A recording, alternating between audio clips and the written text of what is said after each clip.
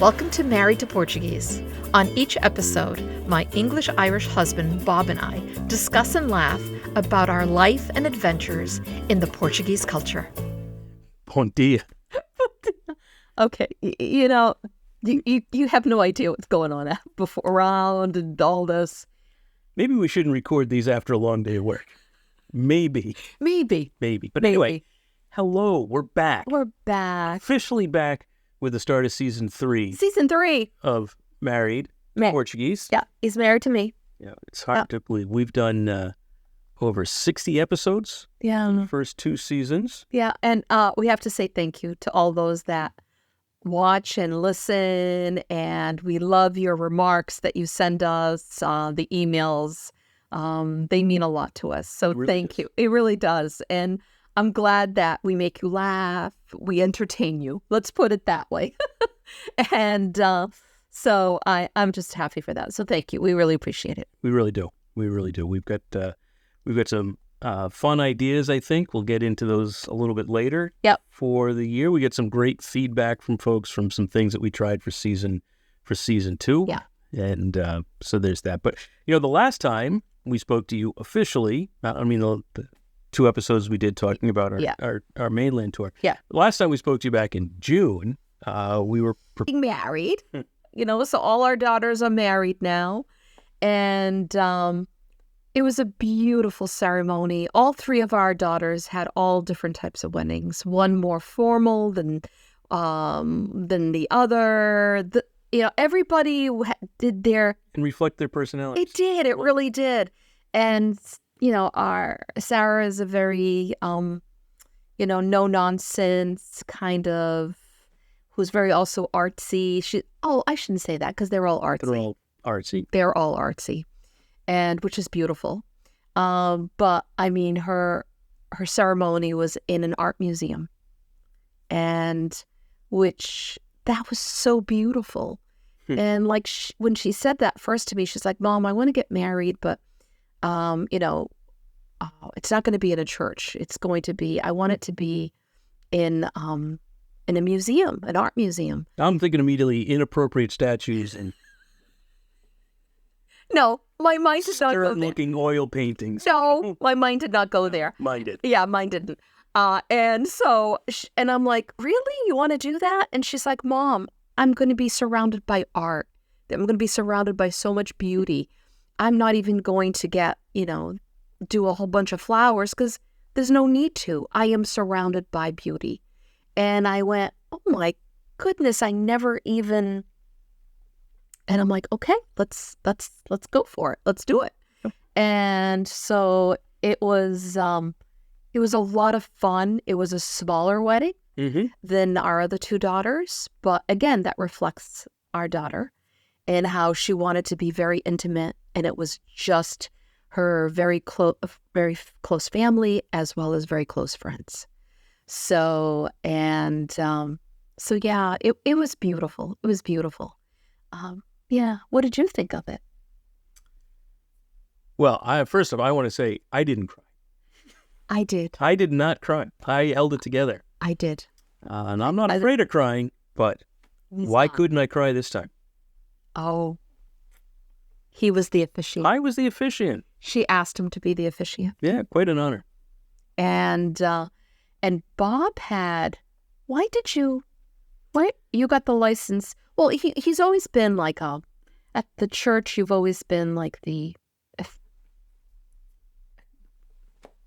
can't think it. Lay minister. You were a lay minister. Treasurer. Yeah. You were able to, you brought communion to the sick and the hospitals.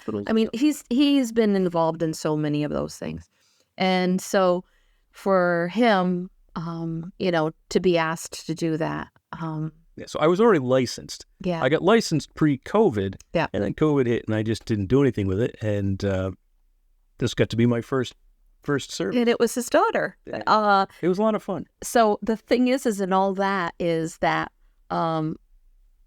he was, without anyone seeing or breaking down, he had to review that ceremony a few times. Well, I would have done it regardless of whether this is my daughter or not. But I practiced the heck out of it. He practiced the heck out of it because in the beginning he would cry every time he was in the middle of it. And he'd be like, I can't do that. I have to. So we did not tell anyone in the family that he was going to be doing that. Only our daughters knew what was going on. So he walked me up to have me sit down. And then he walked back to go get the bride and walk her up the aisle. And then at this point now, she has her maid of honors and best men. It was, all there. And then he just, handed her to her future husband, her now husband, and then went around and was like, okay, good morning. It was like, and everyone's like, what? What's going on? Like, so everyone was surprised. Yeah. Huh? What? Huh? And then he proceeded to make this most amazing ceremony even more special. And everybody was just blown away by the whole thing to the point where people... I have another one booked for the spring. He does. His godchild. It's his godchild. So, doesn't matter. Yeah, I know. It's family, which is wonderful. So it was great. It's really still legal. Of course it is. And kudos to Sarah and her husband Lance for their terrific job planning. Yeah. They found an amazing photographer. Yeah, everything fit together. It was really great. Everything was great. Yeah. And we had great summer for our tomato plants. Oh my God. Which we hadn't planted in a couple of years, but this was a great year for us. This year was an abundance of vegetables for us. For us here in our own garden, as well as the CSA that we belong to. Mm-hmm. It was an overabundance. Yeah, our farm share was great. The farm share was amazing. And one of our favorite treats, both of us, our favorite treats is a tomato sandwich. And we bought potato bread, right? Yeah, we bought potato bread. Potato bread, mayonnaise. The good mayonnaise. Fresh tomato. A little bit of salt. A little salt and pepper. That's it. And that's it. It's heaven. It really is. It's the most simplest thing, but it's got to be the right bread. It's got to be the right thing. It's got to have all those things. Mm-hmm. And then after it's like, okay, this is summer, because that is a summer thing. It absolutely is. With fresh tomatoes, you cut them. They're not all like leaky and watery. They're pretty solid and so good. So good. I'm already missing that now because tomatoes. You were making tomato pie? I was making tomato pie. Oh my goodness, that was so good. I had seen somebody doing it, and it was just this easy. They used the ready crust, so you can roll it out and put it into your pie plate that you want. And then what they did was they put almost like a cream cheese or a soft cheese, what is it? I can't think of the name of the cheese now. And that's like flavored with like garlic and spices and all that stuff.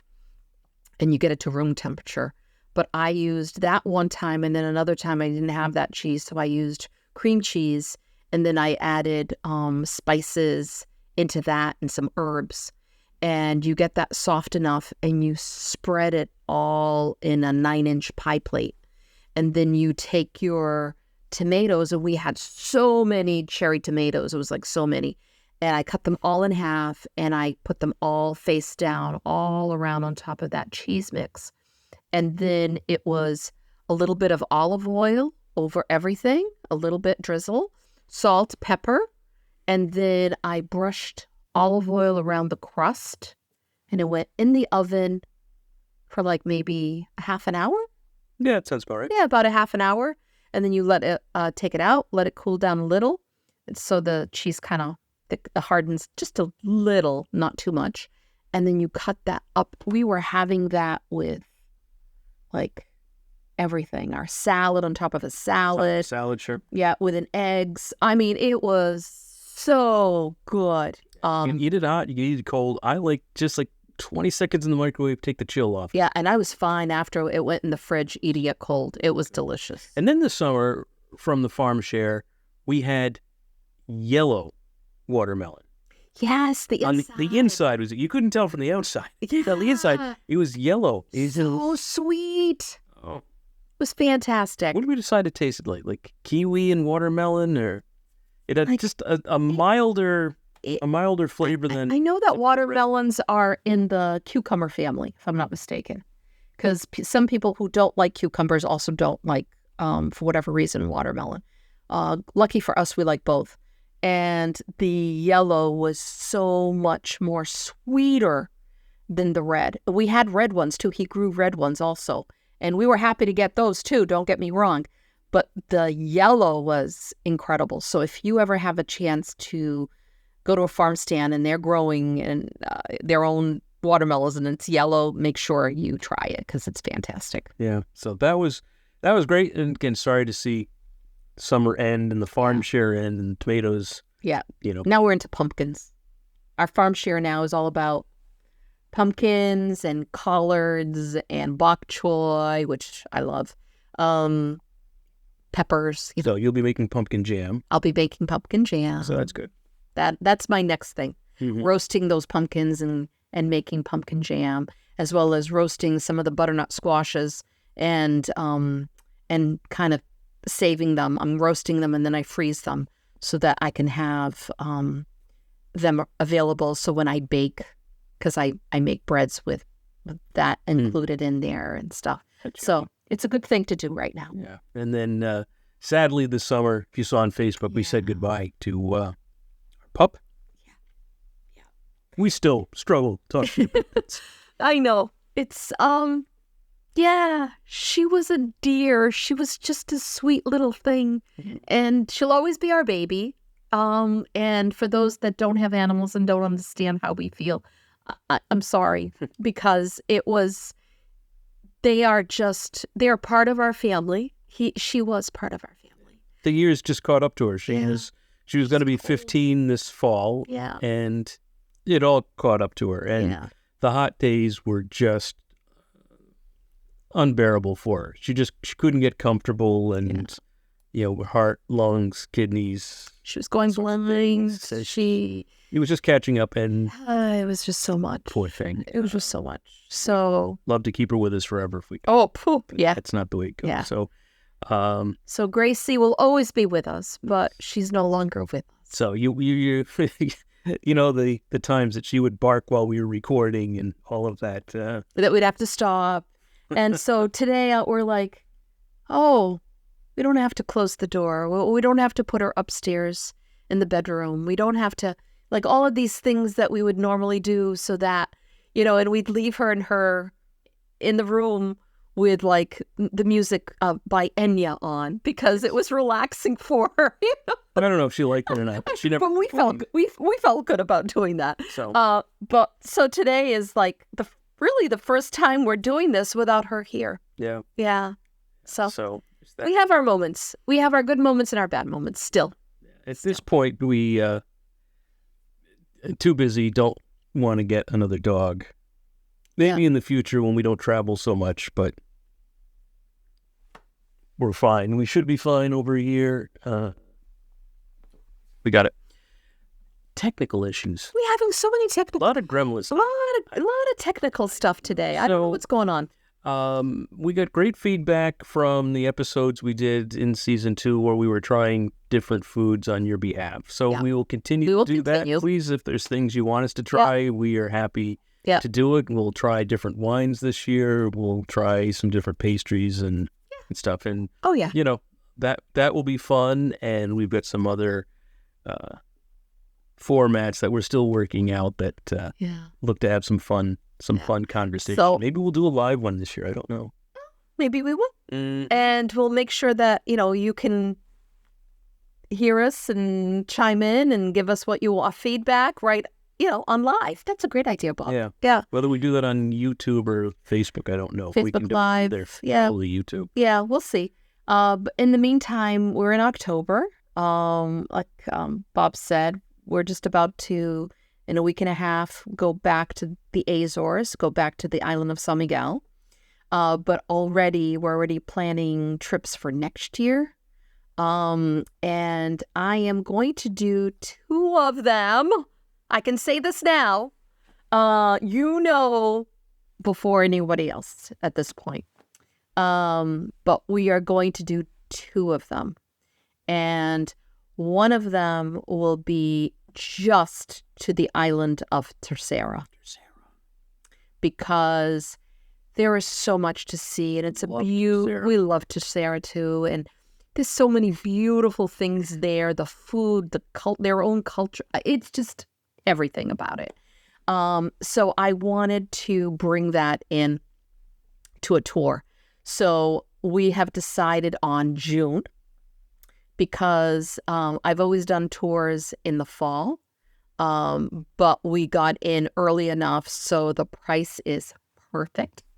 And so we have one tour in June for Tercera, and then we have another one for San Miguel, because I still have people who have been waiting for another trip to San Miguel to come along with me.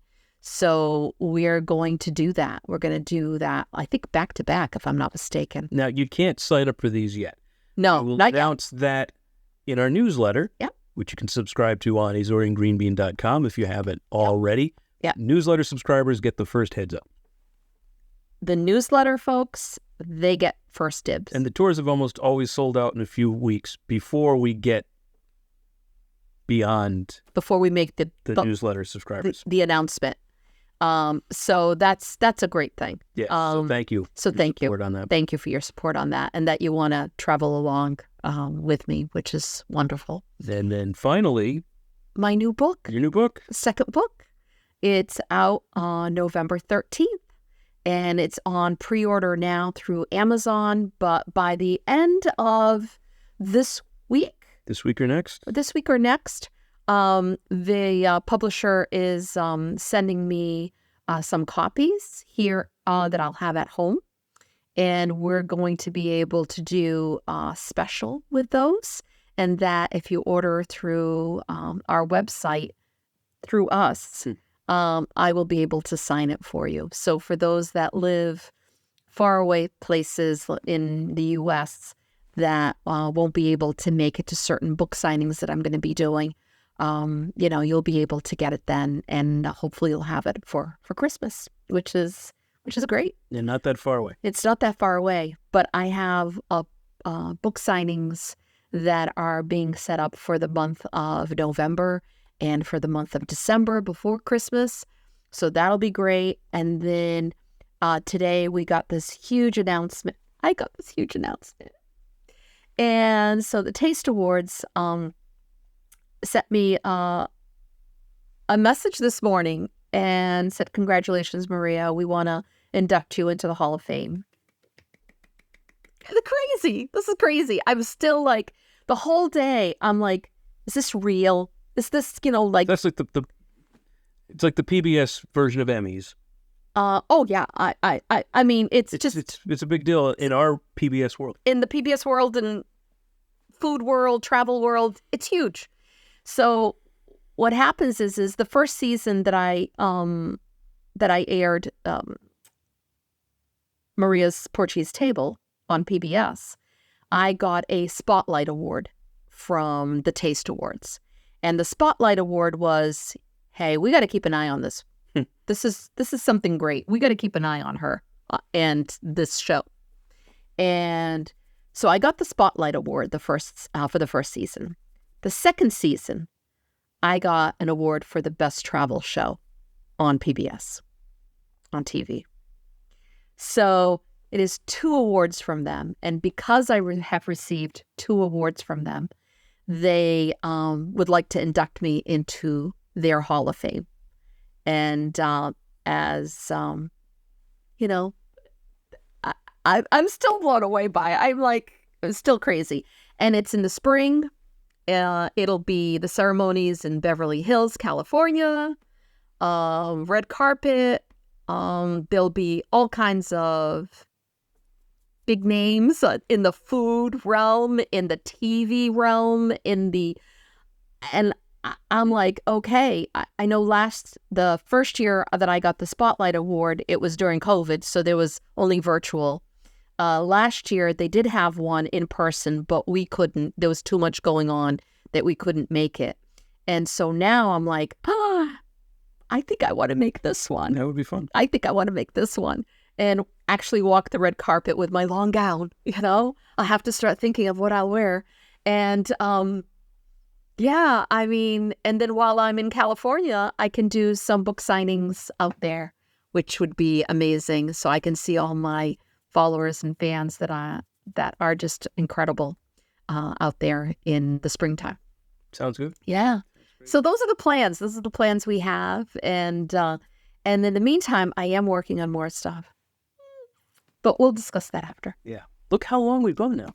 Oh my goodness, 22 minutes. This is too long. But you'll probably edit out a whole bunch of different things. No. You don't? You don't edit it out? No, I do not. Oh. This is raw and uncut. Woo-hoo. Woo-hoo. Blemishes and all. All right, we got to run. All right, guys. You have a wonderful one. Thanks, everybody. Appreciate it. Thank you for listening. Don't forget to hit the subscribe button, and we'd love to hear your ideas for topics. Ciao.